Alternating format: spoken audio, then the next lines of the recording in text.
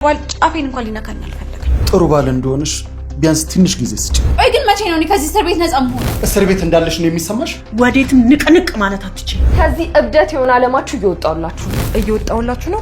ወዴት ነው የምትወጪው? ያገባሻል? አሁንስ በጣም ያበዛሽው መሰለኝ። ምን አባሽ ነው ያልሽው? አንቺ ማትረቢ ምንድነው ስቤት ውስጥ ተከናወነ ያለው? በቃችሁ። እዚህ ቤት ምን እየተከናወነ እንደሆነ የሚነግረኝ ሰው አለ? እባክህ አባዬ አትበሳጭ። ይሄ እኮ ያው የቤተሰብ ጸብ። እዝራ ለራት ይዤሽ መውጣት ፈልጋለሁ ብሎኝ ነው። ልጄ ደስተኛ ሚስት አድርጎ አላዝሽም አይደል? እኔ ልጅ ብሎት ከልጁ ያፋቱኛል። የማህደርን ፍቅር በልብ ይዤ ለአንቺ ጥሩ ባል መስዬ ለመታየት እሞክራለሁ። ግልጽ ነው። ተግባባሉ? ገባኝ። ይሄንንም የቤተሰብ ጸብ ነው በለኛ። ስለ ሀብል ጦርነት ልትነግረኝ ነው መኝታ ቤት ድረስ ፈልገኝ የመጣው ማለት ነው? ዝም ብዬ ሰዓት ጫጉሏን በደስታ ሳልፈቻል መሰለኝ። እኔ ቀድሜ በፍቅሩ ሳልቀርቀር ምን? እኔ እዝራን አፍቀዋለሁ። ወንድሜን ስታማግጠው እጅ ከፍንጅ ነው ያስኳቸው። ከምንም በላይ ሽንፈት ያመጭ ሚስቴ ነሽ ብለህ ቀለበት አድርገኛል። ሰላም ሰላም፣ ውዴ ቻናል የቤተሰቦች እንዴት ናችሁልኝ?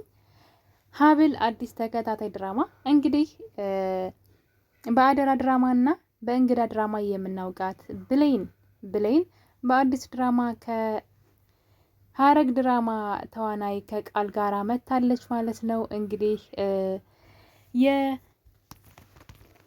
የሀብል ድራማ ታሪክ እንግዲህ የብሌን ታሪክ ወይም ደግሞ የእንግዳዋ ብሌን ማለት ነው አሁን ላይ በሌላ በአዲስ ድራማ መታለች። የድራማው ሀሳብም እንግዲህ ገና ክፍል 1 ነው የጀመረው። በጣም ቆንጆና አስተማሪ ነው የሚመስለው። በጣም ጎበዝና ሁልጊዜ የምንወዳቸው ተዋናዮች ያሉበት ድራማ ነው። እንግዲህ ሀብል ትባላለች ማለት ነው። እዚህ ላይ ብሌን ሀብል በእንጀራ እናቷ ግፊት እንግዲህ የማትወደውን ወንድ እንድታገባ ተደርጋለች። እሱም እንግዲህ የሀረግ ድራማ ቃል ነው። የቃል አባት ደግሞ አቶ በኃይሉ ነው። እንግዲህ ታዲያ እንግዲህ እዚህ ታሪክ ላይ ቃል የቤት ሰራተኛውን በጣም ነው የሚያፈቅራት፣ ይፋቀራሉ። በካያ ድራማ ላይ ትርሲቱን የምትሰራው ሴት ማለት ነው እንግዲህ የቃል ፍቅረኛ ሁና ነው እዚህ ላይ ደግሞ የምትሰራው የቤት ሰራተኛቸው ስትሆን ደግሞ እንግዲህ የቃል ፍቅረኛም ናት ማለት ነው። ይህን ነገር ግን ብዙ ቤተሰቦች አያውቁም፣ በድብቅ ነው። ታዲያ እንግዲህ እዚህ ጋር ባዩሽ ማለት ነው ወይዘሮ ባዩሽ የቃልም የብሌንም እንጀራ እናታቸው ናቸው፣ ወይም ደግሞ የሀብል እንጀራ እናት ናት። መጀመሪያ እንግዲህ የሀብልን አባት ነበር ያገባችው። ታዲያ ከሱ ሰው ጋር እንግዲህ ተለያይታ በመጨረሻም ደግሞ የቃልን አባት አግብታለች። እናም በመጨረሻም ሰውየው በጣም ባለሀብት ነው፣ አቶ በኃይሉ ማለት ነው። ስለዚህ የዚህን ቤት ንብረት ሁሉ ለመውረስ ብላ አንድ ቀን ቃልና አቶ በኃይሉ አባቱ ማለት ነው በረንዳ ላይ ቁጭ ብለው የሆነ ስለ አባቱ ሲያወሩ አባትየው ሚስት ማግባት አለብህ ልጄ፣ እኔ በቅርቡ ሞታለሁኝ፣ የካንሰር ታማሚ ነኝ። ስለዚህ የዚህ ቤት ባለቤት አንተ ነህ፣ እናም ሚስት ማግባት አለብህ በማለት ልጁን ሲናገረው ትሰማለች።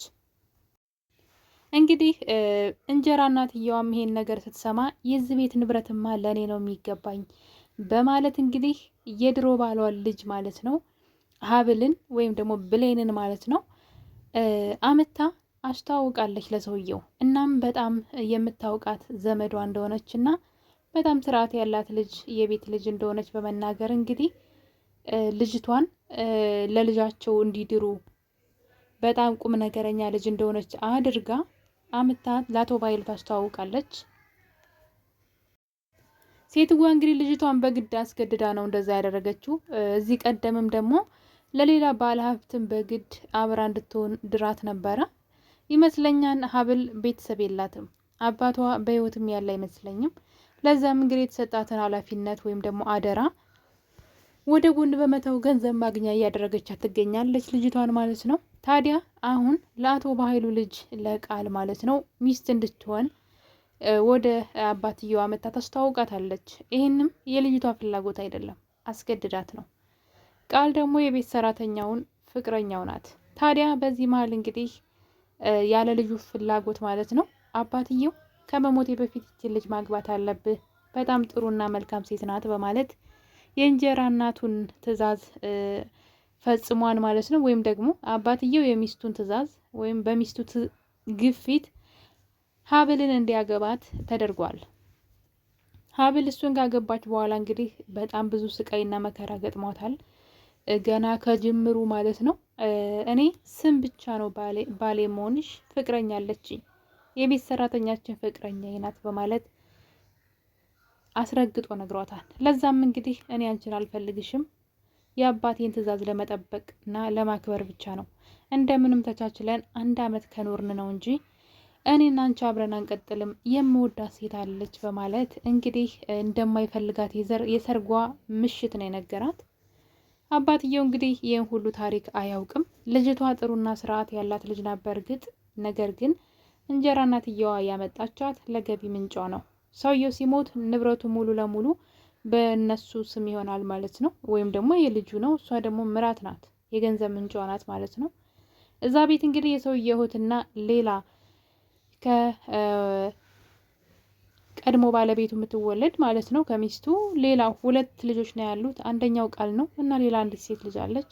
ታዲያ አክስትየዋና ሴት ልጃቸው ወንድሟ የቤት ሰራተኛዋ እንደሚያፈቅራት ያውቃሉ። ለዛም እንግዲህ ሀብልን ገና ከመምጣቷ ገና ከመጋባቷ ገና በ1 ቀን ምሽት ማለት ነው ዓይንሽን ላፈር እያሏት ይገኛሉ። ስቃይዋ የጀመረ ይመስለኛል። የሰርጓ ምሽት ጀምሮ በልቅሶ የጀመረችው ሀብሌ ሳትፈልገው ወይም ደግሞ እሱም ሳይወዳትና ሳይፈልጋት ያገባት ቃል መጨረሻቸው ምን ይሆን የሚለው በጣም ነው የሚያጓጓው። ምክንያቱም እሱ አይፈልጋትም፣ ግልጹን ነግሯታል። ምናልባት ታግሽ 1 አመት በትዳር ከቆየን ነው፣ እሱም ስም ብቻ ነው ባሏ ነው እየተባልሽ ትኖር ያለሽ ብሎ እንግዲህ በእርግጥ የሚያፈቅራት ሴትም በጣም ቆንጅዬ ናት፣ የቤት ሰራተኛዋ ማለት ነው። በካያ ድራማ ላይ ትርሲቱን የምትተውነው ሴት ናት። እንግዲህ ሀብሌ ደግሞ በእንግዳ ድራማ ኑኑ ሆና የምትሰራውና በአደራ ድራማ ደግሞ የብሌንን ካራክተር የምትጫወተው ልጅ ናት። ታዲያ እዚህ ድራማ ላይም በጣም ጎበዝ ሆና ነው የመጣችው። ነገር ግን አሁን ላይ እንግዲህ ልጁ ፍቅረኛ አለው፣ ሚስት አለው። አባትየው ግን ልጁ ፍቅረኛ እንዳለው ያውቅም። እንጀራ እናትየዋ ደግሞ ገንዘብ ብቻ ነው የምትፈልገው፣ ስለ ልጅቷ አትጨነቅም። ስለ ልጅቷ ስሜትም ሆነ እየደረሰባት ስላለው ችግር አስባችሁታል? እንግዲህ ሳትፈለጉ የሰው ትዳር የሰው ህይወት ውስጥ መግባት ማለት ነው። እንግዲህ ይቺ ልጅ ማንነቷን ማጣራታቸው አይቀርም። የሴትዋ የባሏ ልጅ እንደሆነ ሲታወቅ አስቡትና እንግዲህ ሰውየው እስኪሞት ድረስ ጠብቂ ያለቻት ትገኛለች። ያኔ የንብረቱ ባለቤት ትሆናላችሁ፣ ተካፍለሽ ትፋቻለች ነው ሀሳቡ። ነገር ግን ምራትየዋ ካሁኑ አልተወደደችም። እንዳለ የቤቱ ሰው ሁሉ ነው የጠላት። ምክንያቱም ደግሞ በእንጀራ እናትየዋ በኩል ስለመጣች ነው። እንጀራ እናትየዋ ራሱ ለሰውየው ሚስት መሆን ፈልጋ ሳይሆን የዛ ቤትን ንብረትም ለራሷ ለማድረግ ነው። ብቻ ምን አለፋችሁ በዚህም በዛም ብላ ልጅቷን ገንዘብ ማግኛ ለማድረግ ስለፈለገች ብቻ የማትፈልገውን ወንድ በግድ እንድታገባ አድርጋታለች። እንግዲህ ከዚህ በኋላ ሀብሌ ባሏ ቃል እንዲወዳት ምን አይነት ስራ ይጠበቅባታል? ምክንያቱም በጣም የሚወዳት ሴት ስላለች፣ ለዛውም እዛው ቤት ውስጥ ነው የምትኖረው፣ ሰራተኛ ናት። ጧትና ማታ ያገኛታል። በወጣ በገባ ቁጥር ያያታል ማለት ነው ያችን ልጅ። ስለዚህ በቀላሉ ያችን ትቶ ከሷ ጋር ትዳሩን የሚመሰረት ይመስላችኋል ወይ?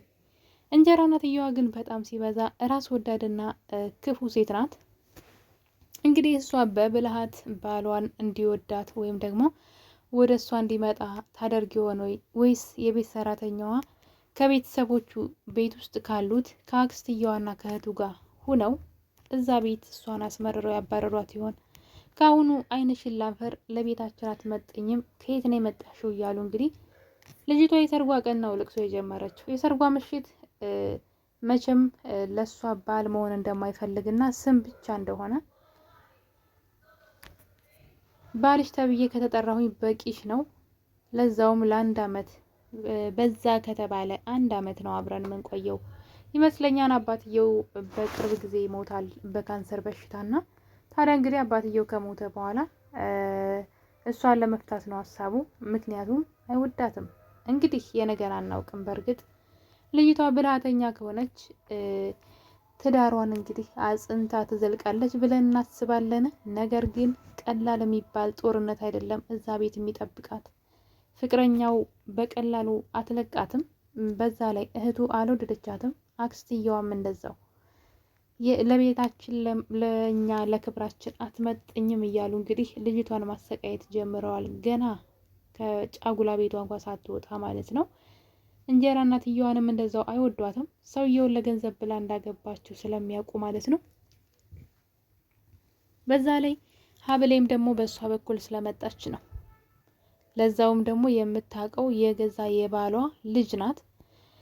እና ውድ ቤተሰቦች እንግዲህ አዲስ ተከታታይ ድራማ ነው፣ እንደምትወዱት ተስፋ አድርጋለሁኝ። ሁላችሁም እንግዲህ እየገባችሁ ለማየት ሞክሩ። ጅማሬው በጣም የሚያምርና ደስ የሚል ነው። በዛ ላይ ደግሞ በጣም ጎበዝ ተዋናዮች እየተካተቱበት ድራማ ነው። ሁላችሁም እየገባችሁ ማየት ትችላላችሁ ማለት ነው። እንግዲህ ገና ክፍል 1 ነው። በክፍል 1 እንግዲህ ሀብሌ ከቃል ጋራ ተጋብታለች። ይህ ነገር ቤተሰቡን ሁሉ አላስደስተውም። እህቱ እና አክስቱ ልጅቷን ጠምደው ይዘዋታል። እሱም ደግሞ መቼም ክብር እንደማይሰጣትና እንደማይፈልጋት በግልጽ ተናግሯል። ቤት ውስጥ ያለችው ሰራተኛም እንደዛው እንደማትለቃት ተናግራለች። ታዲያ እንግዲህ አጣብቂኝ ውስጥ የገባችው ሀብሌ እንዴት አድርጋ ነው ባሏን እንዲወዳትና የቤት ሰራተኛዋን ትቶ ከሷ ጋር ከትዳሩ ጋር እንዲሆን ማድረግ የምትችለው? በጣም አጓጊ ድራማ ይመስላል። እሷም በጣም ብዙ ፈተናዎች ከቤት ሰዎች ብቻ አይደለም ከእንጀራ እናቷ ሳይቀር ማለት ነው። ምክንያቱም እንጀራ እናትየዋ ይሄ ስቃይ በቃይ ብላ ነገሩን ብትተውና እየገባችበትን ትዳር ብትፈታ እንደምትገላት እየዛተችባት ነው። እንደምታዩት እንግዲህ ጉሮሮዋን አንቃ ግዴታሽ ነው የዚህ ቤት ንብረት በእጃችን እስኪሆን ድረስ የእሱ ሚስት ሆነሽ መኖር ግዴታሽ ነው እያለቻት ትገኛለች። ለዛም እንግዲህ እንደዚህ እያሰቃየቻት ነው ማለት ነው። ካሁኑ ሀብሌ በምን መልኩ ትዳሯን ታቆየው ይሆን? ባሏስ ሊወዳት ይችል ይሆን ወይ የሚለው ነገር በጣም አጓጊ ነው። እንግዲህ ውድ ቤተሰቦቼ ይህን ድራማ እንድታዩት መልእክቴን በዚሁ ማስተላለፍ እፈልጋለሁኝ። በቀጣይ ክፍል እንግዲህ እዚህ ድራማ ላይ ምን ይፈጠራል? የቃል አባትስ አቶ በኃይሉ ይህንን ታሪክ ያውቅ ይሆን? ከመሞቱ በፊት ልጅቷ የሚስቱ የቀድሞ ባለቤቷ ልጅ እንደሆነችና ለንብረት ብላ ቤታቸው እንዳስገባቻት።